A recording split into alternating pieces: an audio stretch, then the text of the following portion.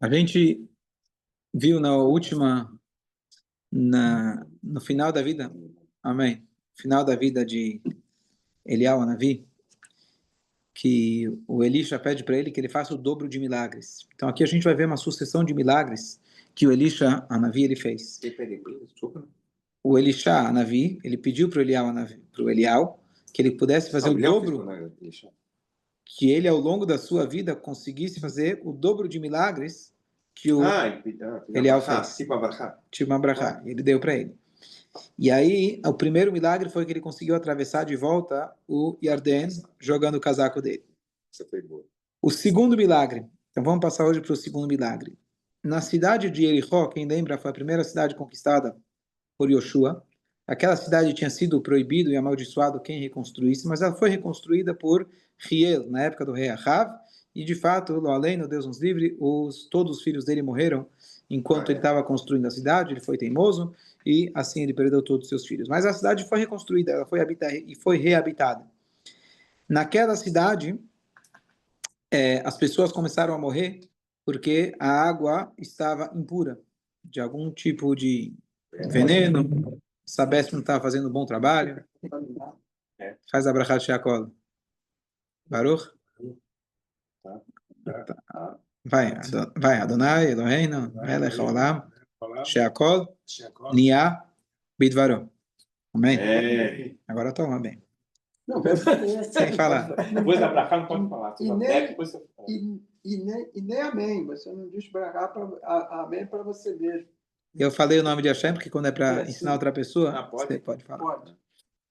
E aí, então, vieram pedir para Elisha, o rabino tem que resolver os problemas. A Sabesp não resolveu, chamaram lá a prefeitura, nada. Então, eles eram obrigados a comprar água de outros lugares. Então, você tem uma cidade sem fonte de água própria, é complicado. Então, eles pediram para Elisha, e Elisha falou, tudo bem, eu vou ajudar. Ele pediu para pegarem uma garrafa nova, para que ninguém diga que tinha algum tipo de magia, olhar, se esconde debaixo da manga, cartola. E aí, trazem para ele essa água, e ele fala para eles colocarem um pouco, essa garrafa, e aí, ele fala para colocar na garrafa sal. E aí ele fala que vocês façam esses preparativos, para ninguém falar que eu fiz alguma coisa diferente, e aí vocês me trazem a garrafa. Eles trazem a garrafa, e Eliyahu Hanavi, ele joga o sal. Elisha, não atualizei ainda o software. Ele joga essa garrafa cheia de sal na fonte, e Elisha, naquela hora, ele fala, Ko amar Hashem, assim diz Hashem, eu curei essa água, e ela não vai mais causar morte e infortúnio para ninguém. Nós temos um episódio, e assim foi, a água ficou boa. A gente tem um episódio muito parecido quando o povo saiu de Mitzrayim, eles vão na parada, depois que eles saem do mar, eles param no lugar que as águas eram amargas, e aí Hashem fala para Moshe Rabbeinu pegar para ele adoçar as águas. O que ele faz? Ele pega de uma erva amarga, joga dentro dessa água amarga e ela se torna doce. Eu tenho uma pergunta. Lá no episódio de Moshe, foi Hashem que mandou, faz isso. Aqui não, Elisha mesmo, ele que faz. Quer dizer, a pessoa pode fazer um milagre para coisas triviais assim, água é trivial. Primeiro que não é trivial, a água é vida, não é trivial. Sim, mas depois ele ressuscita um menino. Sim. Também não conta ainda. De vontade própria. Sem Hashem mandar, pelo menos não está escrito então, aí, não sei. Então, algumas possibilidades. Talvez ele sim consultou Hashem, talvez a consulta dele é imediata, a resposta é imediata. E mais do que tudo, a palavra do Navi já é a palavra de Hashem. Quando a pessoa está nesse nível de espiritualidade, o que ele vai dizer, o que ele vai fazer, ele por intuição, chamar de uma maneira bem, usando o termo da psicologia, mas não é o termo adequado para um profeta, mas por intuição, ele já sabe o que sim ele deve atender, o que ele não deve atender. Então ele não tem que parar necessariamente de consultar Hashem. Aqui ele está indo fazer uma mitzvah. Ele está pedindo para Hashem ajudar esses Yodim. Talvez pediram para ele pediu para Hashem. E a gente não vai entender a dinâmica de um Navi com Hashem. Acho que não tem como a gente entender, porque não sei se tem um registro. Por exemplo, a vida de Davi podia ter sido feito vários milagres e tal, e não está registrado nada, né? Quer Então, dizer, ele tinha profetas, tinha o profeta Natan, que aparecia. Shmuel Tem também, momentos tá? diferentes na história. É, A gente vê claramente momentos diferentes onde Hashem mostra mais milagres ou menos milagres. Aqui a gente falou claramente que todo o objetivo de Elisha era mostrar bastante milagres, porque o povo estava bastante assimilado, eles precisavam desses milagres. Então, dependendo da geração, na época de David, se a gente for lembrar, quando estava o problema lá da falta de chuva, ele olhou por todo o reinado, todo mundo estudava a Torá, não tinha nenhuma promiscuidade, ele varreu tudo, não encontrou nada de errado. Estamos falando de um nível de moral elevadíssimo, um nível de Torá elevadíssimo. Então, a Hashem não precisava quebrar tanto as leis da natureza, Hashem deu sucesso nas batalhas dele, que isso não deixa de ser um milagre. Então, depende da geração. Tem uma carta famosa de um debate entre o Rebbe com o sogro dele, com o Rebbe anterior, onde o sogro falava que não é nosso negócio questão de milagres. Na época do Baal Shem Tov tinha muito milagre, mas ninguém parava para prestar atenção. Tinha tanto milagre, ninguém prestava atenção. Mas com esse pensamento, a ideia era que o Rebbe está aqui para ensinar a Torá, está aqui para elevar as pessoas. O milagre é uma coisa, digamos assim, meio que se for necessário, você faz o milagre. E o Rebbe escreveu de volta. Marginal, boa. Secundário. Secundário. E aí o Rebbe contestou o Rebbe anterior e ele falou, não, a nossa geração precisa desses milagres. Porque as pessoas precisam de um incentivo. Quando você conta uma história de milagre, quando você destaca o milagre, isso incentiva as pessoas. Então, numa época onde talvez as pessoas estavam mais elevadas espiritualmente, você não precisava destacar os milagres. Milagres sempre tem. A pergunta é o ênfase, o quanto eles estão expostos. Então, você vê justamente de uma geração para outra que você tinha essa mesma diferenciação. Só um detalhe que eu fiquei curioso para ver, aqui no comentário do Midrash ele traz, qual que era o significado desse milagre, justamente, colocar água, etc. Então, uma das coisas é que essas pessoas de Jericó eram idólatras. Como a maioria, a grande parte do povo realmente estava adorando idolatria. Yodim. E a água amarga era um representativo físico do que eles estavam fazendo. Eles não estavam servindo a Shem. Então, a água que é vida, a água que é Torá, estava amarga. E o que ele estava dizendo é que vocês precisam de uma garrafa nova. Vocês precisam mudar os seus hábitos. A gente está na hora de reformar, pegar uma coisa nova e trocar os valores que você tem. E ainda ele pediu sal. Porque o sal, então uma das explicações, ele traz aqui, melach é aquilo que nunca estraga. A Torá, Hashem fez um pacto com o sal chamado Brit Melach, e isso representa nada, assim, todos os korbanot, você tem o sal, etc. E o que significa esse pacto como sal é que é um pacto eterno. Torá é a única coisa, Torá, Deus, é a única coisa que é absoluta, que nunca estraga, que nunca muda. Todo o resto, esses ídolos, eles também, quem adora ídolo, cada dia troca o ídolo. Porque hoje é esse, amanhã é o outro, esse ficou fraco, acabou a bateria de um. Né? Por que eles fizeram o pecado do bezerro de ouro? Explicação muito bonita, porque bezerro de ouro, ainda falam que você tirou a gente do Egito. Estranho, né? E tudo bem, você quer fazer idolatria? Tudo bem, não, tudo mal, mas tudo bem, tem um sentido. Qual o sentido de você olhar? Você faz um bezerro, você fala, você que tirou a gente do Egito. Você pode ser louco, mas não tanto. Então, qual a explicação? É que o mês que eles estavam era o mês seguinte a Nissan. E o que acontece? O mês de Nissan, o Mazal, o signo, era o do carneiro. E era o carneiro do Korban Pesach que eles fizeram. E eles, depois que Moshe Rabbeinu sumiu, perderam a noção e voltaram às práticas que eles já estavam enraizados por 200 anos. Qual que era a prática idólatra? Sempre acreditar nesse Mazal, na força espiritual. Então eles pensaram, bom, a gente teve o carneiro. O carneiro tirou a gente do Egito. Tudo bem, foi Moshe, mas foi o carneiro. O Mazal do carneiro, era o mês da sorte, é o mês que deu certo. Quando eles veem que Moshe sumiu, agora eles estão sem ninguém, e esse carneiro não está com nada. Então vamos para o próximo. Qual era o próximo? Se você seguir o zodíaco, o próximo é o touro.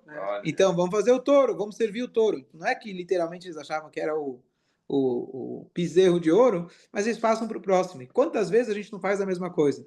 Você vê a política, certo? Como que funciona a política. Assisti uma vez um TED Talk fantástico falando sobre o ciclo da política. Então sempre tem um cara que vai aparecer que esse é o cara que promete que vai mudar, que vai fazer, e todo mundo luta por ele, acredita e fala, e tá uma loucura, todo mundo gritando e criticando o atual. Aí chega esse, agora se acalma, tá tudo maravilhoso. Passa um tempinho, de repente, esse cara destruiu, esse cara fez, aí surge um novo que critica esse, e é o mesmo ciclo. Então, a gente faz a mesma coisa no nosso dia a dia, a gente acredita nisso, quando isso não dá certo, não, então é aquilo, não, então agora vai dar certo, tá certo? Por quê? Porque você está acreditando em coisas físicas que são mutáveis. Por isso, então, ele colocou o sal dentro da água para despertar eles para a garrafa nova, vamos mudar as atitudes, vamos reformar, vamos começar de novo, e colocou o sal para lembrar que a gente tem que se conectar com a Kadosh Baruch Hu, que nesse caso, que é comparado, é aludido no sal, de que são coisas eternas, absolutas, que não é algo que está suscetível a qualquer tipo de mudança, época, moda, promessas, e sim a realidade absoluta, e nele que a gente tem que unicamente confiar. É rei também, né? Se escreve diferente. Aqui é Melach, se escreve diferente, uma com het. Terceiro milagre. Bem-vindo. Já foi me cair aqui também.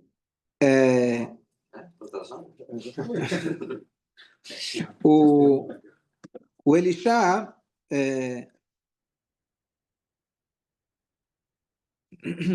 o Elisha fez esse milagre em Jericó.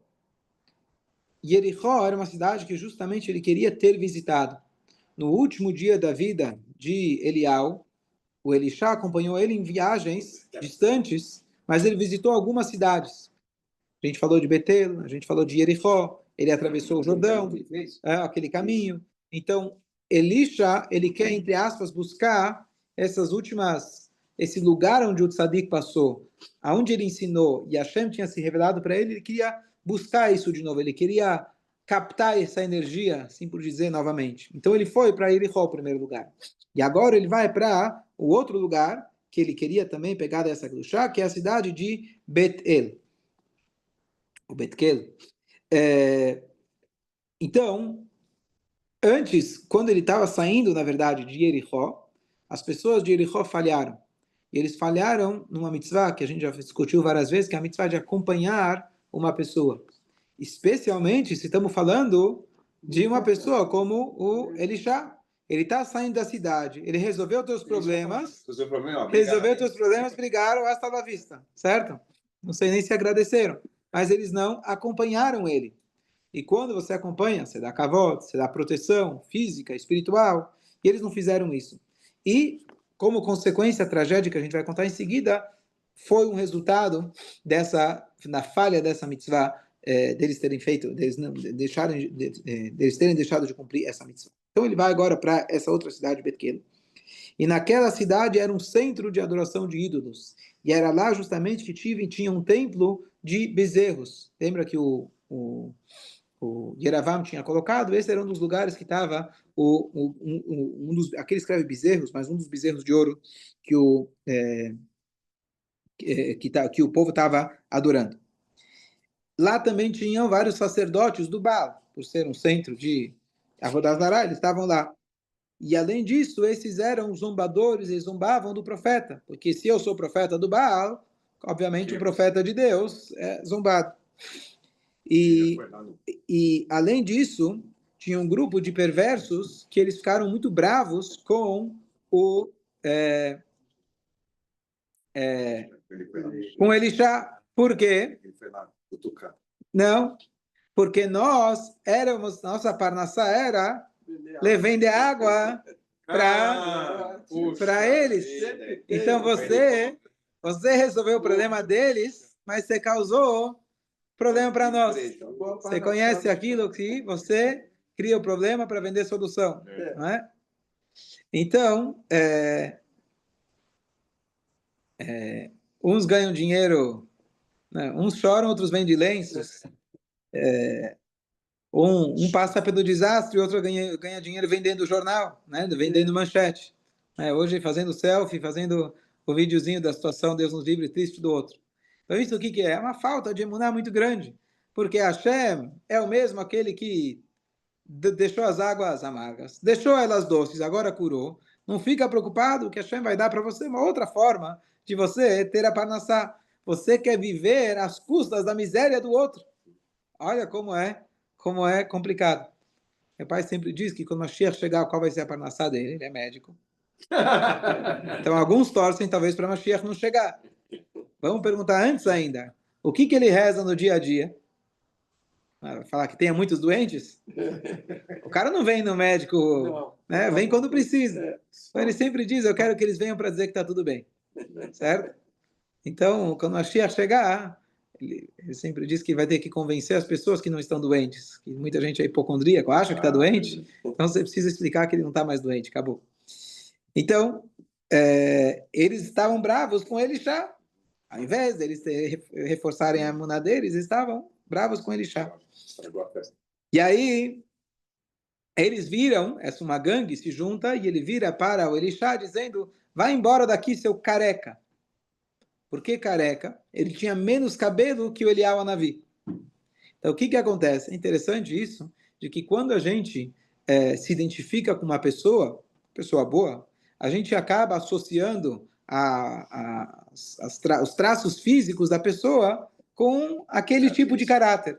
Você nunca viu um cara com o nariz meio torto e fala, esse cara eu não gosto. Depois você se lembra, porque te lembra um outro cara que você não gostava. Não sei quem já teve esse tipo de sensação. Tem nada a ver, são pessoas completamente diferentes. Mas você vê que o cara tem esse traço, se associa com o outro. Então, eles associavam ele ao Navi. O Navi era profeta, ele era cabeludo, certo? Tem a ver? Nada. Mas você é o careca. Se você é careca, então você não é igual a Eliyahu Navi. Tá certo? Então, exatamente. Mas é interessante, já tentando aplicar para o nosso dia a dia, como a gente às vezes associa as coisas com coisas muito superficiais, marginais, como você falou, que não tem nada a ver. Cada um tem a sua forma de ser. E a outra coisa é que a gente não pode tornar a Deus nos livre o judaísmo em idolatria. O judaísmo não tem uma forma única. Você tem a halachá, mas dentro da estrutura da halachá, você tem vários costumes, tradições, minhagim, dentro do... Estamos falando, obviamente, dentro da halachá.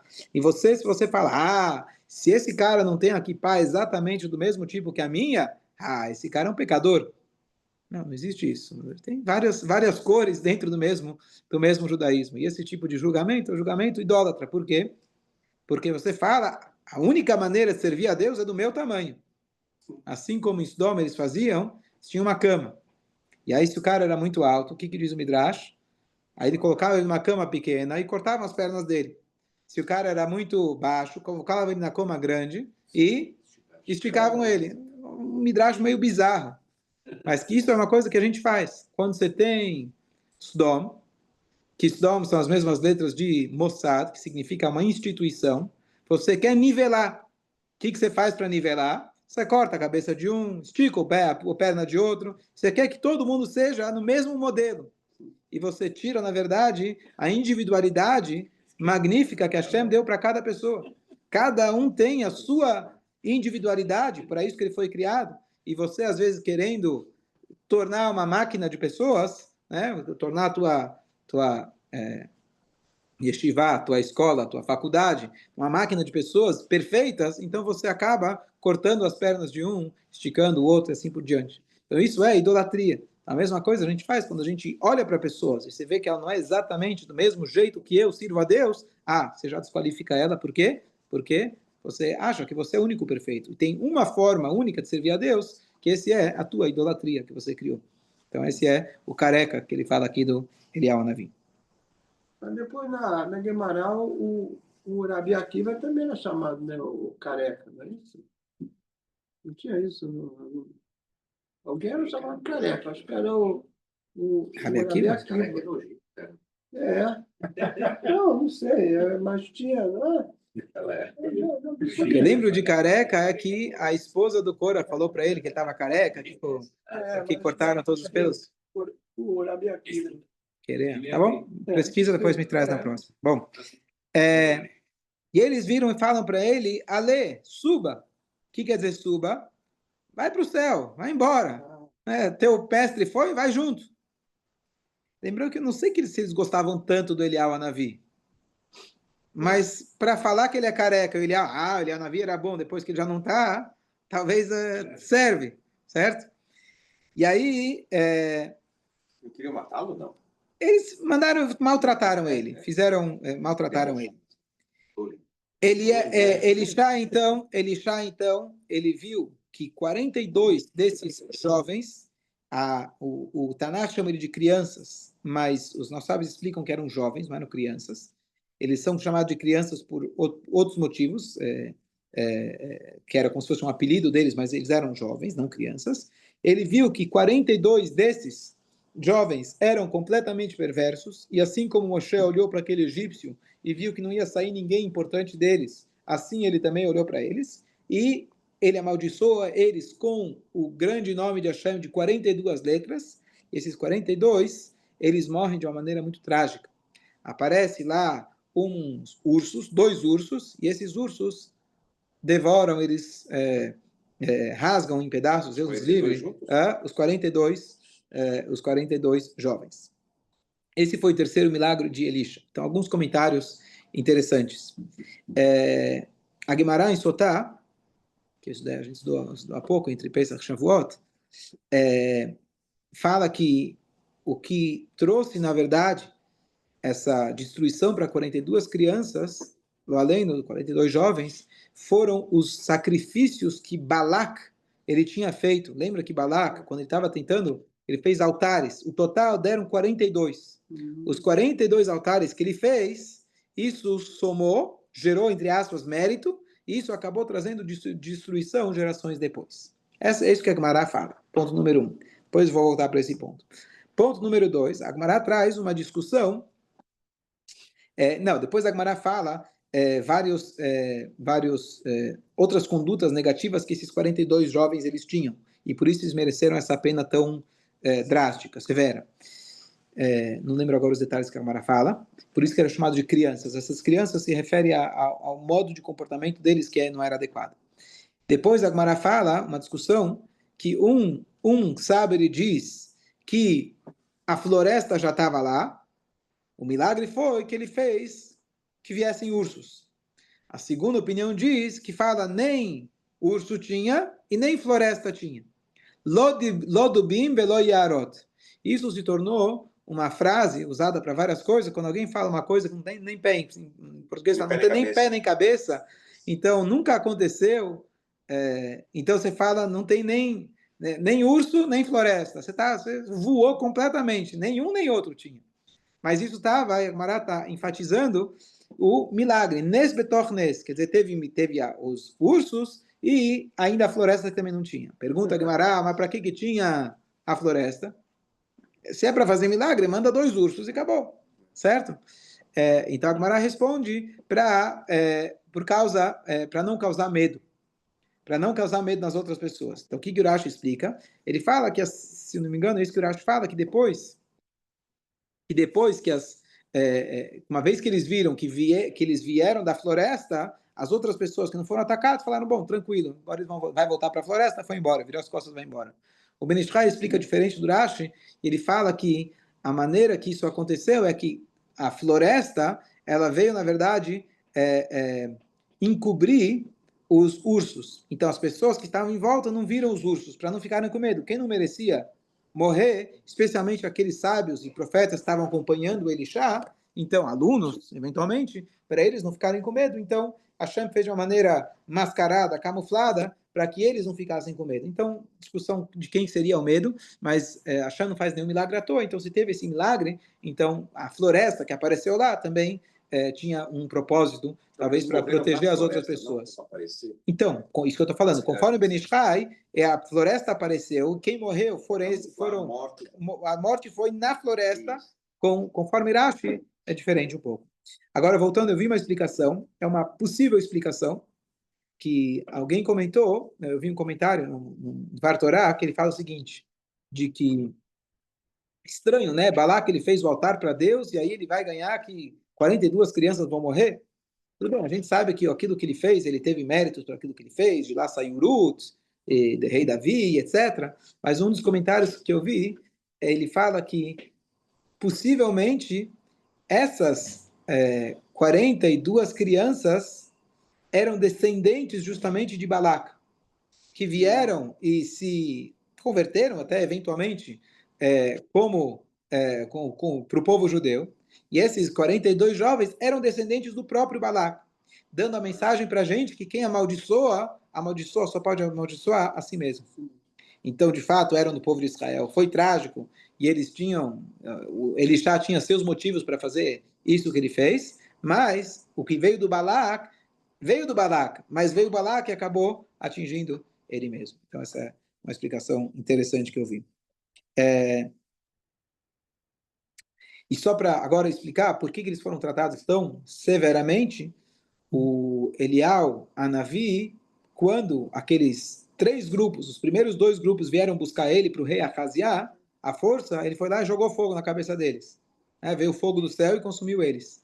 Por quê? Quando você duvida de um profeta, foi que é a mesma coisa que a gente falou do Moshe. Quando Korah duvidou do profeta, zombou do profeta, então a punição é severa, severíssima. Com Hashem, entre aspas, você até negocia. Mas com o profeta de Hashem, não tem. Porque ele é quem está representando Hashem aqui na Terra. Se você levanta esse tipo de suspeita, então é algo muito... primeiro, se você acaba com a hierarquia, então tudo se torna uma dúvida. Então você não pode duvidar de Moshe, não pode duvidar do Elishá. Então, e Hashem, ele nesse caso não negocia. Então, por isso eles tiveram esse resultado.